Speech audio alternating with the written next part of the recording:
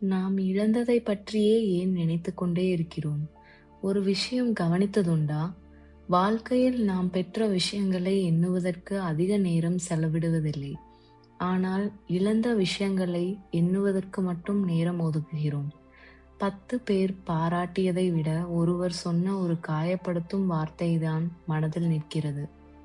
100 நாட்கள் நன்றாக சென்றாலும் ஒரு நாள் நடந்த தோல்விதான் மீண்டும் மீண்டும் நினைவுக்கு வருகிறது. ஏன்? மனித மனதுக்கு ஒரு விசித்திரமான பழக்கம் இருக்கிறது. நன்றாக நடந்த விஷயங்களை அது ஏற்றுக்கொண்டு முன்னேறி விடுகிறது. ஆனால் எதிர்பார்த்தபடி நடக்காத விஷயங்களை மட்டும் மீண்டும் மீண்டும் திரும்பி பார்க்கிறது. ஒருவேளை அதற்கு காரணம் மனம் பதில்களை விரும்புவதாக இருக்கலாம்.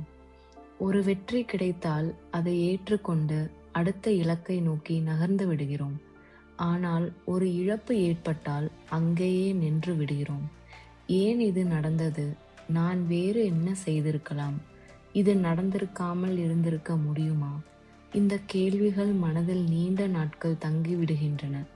விசித்திரமாக, வாழ்க்கையில் நம்மை அதிகமாக துன்பப்படுத்துவது நடந்த விஷயங்கள் அல்ல, அவற்றை பற்றிய முடிவடையாத கேள்விகள்தான். ஒரு உறவு முடிகிறது, வழி ஒரு அளவு இருக்கும். ஆனால் எங்கே தவறு நடந்தது என்ற கேள்வி பல வருடங்கள் தங்கிவிடும். ஒரு வாய்ப்பு தவறி விடுகிறது. அதைவிட நான் அந்த முடிவை எடுத்திருந்தால் என்ன ஆகியிருக்கும் என்ற கேள்விதான் நம்மை அதிகம் துரத்தும். அதனால்தான் சில இழப்புகள் காலத்தால் குறைவதில்லை. ஏனெனில் நாம் இழந்த விஷயத்தை பற்றி யோசிப்பதில்லை, அதன் அர்த்தத்தை புரிந்து கொள்ள முயற்சிக்கிறோம். ஆனால் வாழ்க்கையின் சிக்கல் என்னவென்றால், எல்லா கேள்விகளுக்கும் பதில் கிடைப்பதில்லை. சில நிகழ்வுகள் விளக்கமின்றி நடக்கின்றன. சில மனிதர்கள் காரணமின்றி விலகி செல்கிறார்கள். சில வாய்ப்புகள் நம்மை கடந்து செல்கின்றன. அதற்கான முழு காரணம் நமக்கு தெரியாமல் போகலாம். அதனால் இழப்பு என்பது ஒரு நிகழ்வு, ஆனால் அதற்கான அர்த்தத்தை தேடிக்கொண்டிருப்பது ஒரு பயணம். வாழ்க்கையின் மிகப்பெரிய முரண்பாடு என்ன தெரியுமா?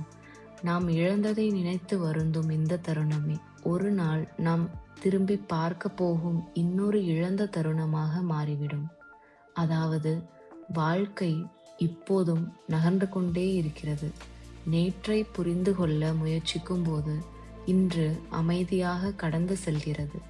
ஒருவேளை நாம் இழந்ததை பற்றியே நினைத்து கொண்டிருப்பதற்கான காரணம் அதை மறக்க முடியாததால் அல்ல, அதற்கு இன்னும் ஒரு அர்த்தத்தை தேடிக் கொண்டிருப்பதாக இருக்கலாம்.